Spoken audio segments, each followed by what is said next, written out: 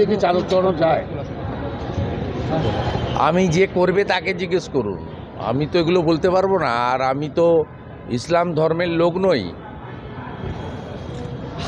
হাদিস কোরআন ইসলামে কোথায় কি আছে তো ইসলামিক যারা স্কলার্স আছে তারা বলতে পারবে, মৌলবীরা বলতে পারবেন, ইমাম মুয়াজ্জমরা বলতে পারবেন, হাফেজরা বলতে পারবেন। আমি তো সনাতন ধর্মের লোক, আমি এগুলো বলতে পারবো। শুভেন্দুদা, আজকে সরকারি কর্মচারীরা আবার মিছিল করছেন, মানে মুখ্যমন্ত্রী ডিজিকে বলেছেন ব্যবস্থা নিতে, সাসপেন্ড করা হবে, বরখাস্ত করা হবে। উপযুক্ত দাবিতে মিছিল হচ্ছে এবং গোটা ভারতবর্ষের সব রাজ্যেই কেন্দ্রীয় হারে মহার্ঘ ভাতা দিচ্ছে এবং জানুয়ারি মাসে কেন্দ্রীয় সরকার প্রত্যেক বছর জানুয়ারি এবং সেপ্টেম্বর মাসে, জুলাই মাসে দুবার করে বৃদ্ধি করে। স্বাভাবিকভাবে এই রাজ্যের কর্মচারীরা এবং মেধাযুক্ত কর্মপ্রার্থীরা নানাভাবে বঞ্চিত। তাদের এই মিছিল যুক্তিসঙ্গত মিছিল এবং এই মিছিলে যেভাবে সমর্থন আছে, আমারও আমন্ত্রণ ছিল শহীদ মিনারে, ভাস্করবাবু ডেকেছিলেন। আমি আমার পক্ষ থেকে দুজন বিধায়ককে এখানে পাঠাবো on behalf of BJP legislature team. আমরা প্রথম দিন থেকেই সংগ্রামী যৌথ মঞ্চের এই আন্দোলনের সাথে আছি। শুধু তাই নয়, আমাদের যে কর্মচারী পরিষদ যে মামলার শরিক, এই মামলা আগামী 5ই ফেব্রুয়ারি আছে। আপনারা জানেন যে আমরা যে লয়ার দিয়েছিলাম, সিনিয়র লয়ার পরমজিৎ পাটিওয়ালা এবং আমাদের মাননীয়া বাঁশরী স্বরাজ, তারাই কিন্তু ডিএ মামলাকে মিসেলেনিয়াস লিস্ট থেকে বের করে রেগুলার লিস্টে এনেছেন। তার ফলে 5ই ফেব্রুয়ারি জাজমেন্ট কী হবে এটা আমি আর বলা উচিত হবে না, সুপ্রিম কোর্টের মহামান্য বিচারপতিরা ঠিক করবেন। তো 5ই ফেব্রুয়ারি ডিএ মামলার হিয়ারিং হবে, তার ব্যবস্থাটাও আমরা নিয়েছি। অতএব ভারতীয় জনতা পার্টি অ্যাজ এ হোল এবং as a leader of opposition এবং আমাদের এমএলএরা, আমরা অ্যাসেম্বলির ভিতরে যখনই কোনো ইস্যু থাকে তাতে সমকাজে সমবেতন, রাজ্য সরকারের শূন্য পদগুলিতে অবিলম্বে মেধার ভিত্তিতে নিয়োগ, সরকারি কর্মচারী, শিক্ষক এবং বিভিন্ন স্তরে পেনশনার্সদেরকে কেন্দ্রীয় হারে মহার্ঘ ভাতা দেওয়া, এরিয়ার সহ এ দাবি আমাদের বরাবর আছে। এবং বিজেপি যেদিন পশ্চিমবঙ্গে সরকার করবে সেই দিন এটা নিয়ে মিছিল করার দরকার হবে না।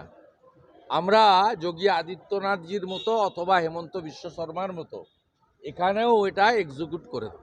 মুখ্যমন্ত্রী ডিজিকে বলেছেন দুর্নীতির বিরুদ্ধে এসপিরা যেন ব্যবস্থা নেয়, কি বলবেন? মুখ্যমন্ত্রী নিজে দুর্নীতিগ্রস্ত, চোরেদের রানী, আর উনার ডিজিপি হচ্ছেন বিতর্কিত ডিজিপি। তিনি যখন সিআইডি এসএস ছিলেন ভবানী ভবনে, আমার ফোন ট্যাপ করতেন। নন্দীগ্রামে আমাদের লড়াই যারা করতেন তাদের ফোন ট্যাপের দায়িত্বে ছিলেন। পরবর্তীকালে সারদার এভিডেন্স উনি নষ্ট করেছেন এবং উনাকে যখন গ্রেপ্তার করতে বাড়িতে যায় সিবিআই আধিকারিকরা সেন্ট্রাল ফোর্স নিয়ে, তখন রাজ্যের মুখ্যমন্ত্রী তথা পুলিশ মন্ত্রী নিজে রাস্তায় দাঁড়িয়ে সারা রাত্রি শীতের মধ্যে ধর্ণা দিয়ে এই টেন্টেড আইপিএসকে সেভ করেছিলেন। ন্যাচারালি দুর্নীতির মহারানী আর একজন টেন্টেড বিতর্কিত ডিজিপি, কে কার চুরি ধরবে?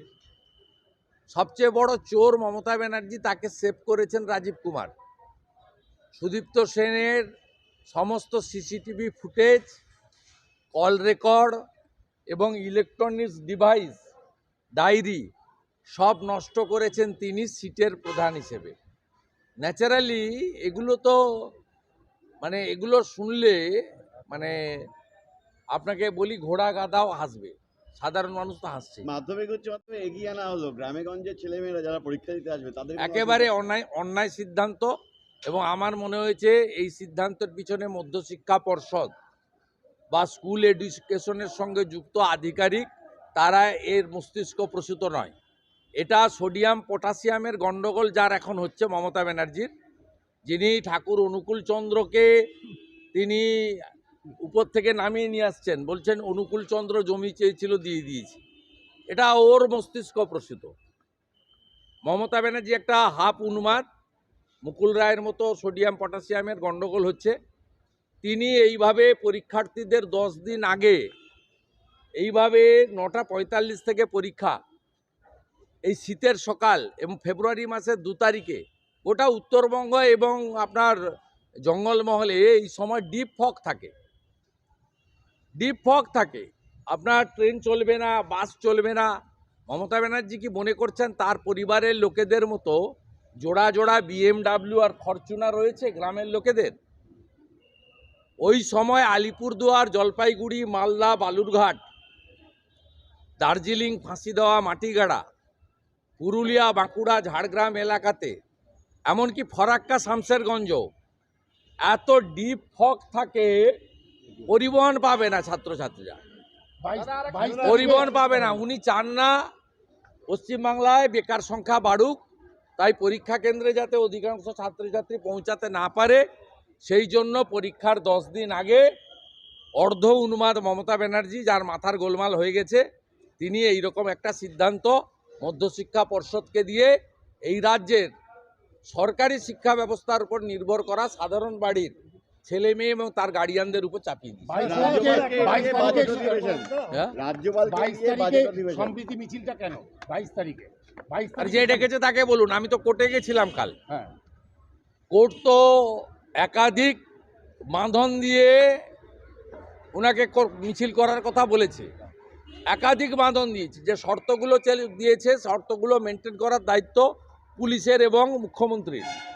রাজ্যে যদি 22 তারিখে কোথাও একটা সম্প্রীতি হানি বা হিন্দুদের উপর, রাম ভক্তদের উপর আক্রমণ ঘটে, একটাও যদি ঘটে, রামনবমীর ডালখোলা, রিসড়া, শ্রীরামপুরের মতো কোথাও যদি রাম ভক্তদের উপর আক্রমণ ঘটে, তার পূর্ণ দায়িত্ব মমতা ব্যানার্জির ঘাড়ে নিতে হবে। আপনি আশঙ্কা করছেন কি?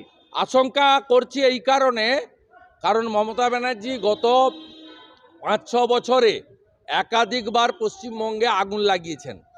প্রথম আগুন লাগিয়েছেন CAA-কে NRC-র নাম দিয়ে দাঙ্গা লাগিয়েছেন। শামসিতে রেল লাইন উপড়ে ফেলা হয়েছে, হাজারদুয়ারি পোড়ানো হয়েছে, সাঁতরাগাছিতে 37টা সরকারি বাসে আগুন দেওয়া হয়েছে। এরপরে নুপুর শর্মার ইস্যুতেও দাঙ্গা লাগিয়েছেন মমতা ব্যানার্জি। আপনি রামনবমীর আগের দিন কলকাতার রেড রোডে দাঁড়িয়ে হিন্দুদেরকে আক্রমণ করেছেন। বজরং দল, RSS, VHP এরা নাকি সব দাঙ্গাবাজ। উনার কথার জন্যই 3 জায়গায় দাঙ্গা হয়েছে। ডালখোলাতে হিন্দুরা রামনবমীর মিছিল বের করতে পারেনি, শ্রীরামপুরে, রিসড়াতে আক্রান্ত হয়েছে, হাওড়া শিবপুরে আক্রমণ হয়েছে, যে কারণে আমি পিটিশন করেছিলাম, জনস্বার্থের মামলা, NIA তদন্ত হচ্ছে। সুপ্রিম কোর্ট পর্যন্ত ওনারা গেছিলেন, সুপ্রিম কোর্ট পর্যন্ত NIA তদন্ত কন্টিনিউ করেছেন। অর্থাৎ কিছু ঘটলে ওনার দায়িত্ব।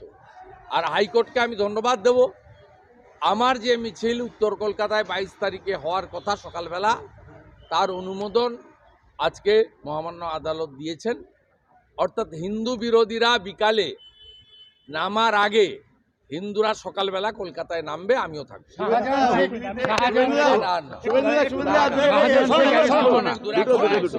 दादा वर्धमान में आज प्राण प्रतिष्ठा का उत्सव में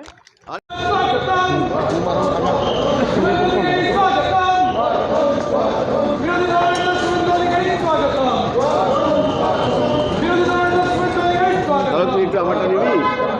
এই পাশ থেকে কি করে বলবো? ধরে সামনে থেকে সরে যান। সামনেটা ছেড়ে দাও, সামনেটা ছেড়ে দাও, সামনেটা ছেড়ে দাও।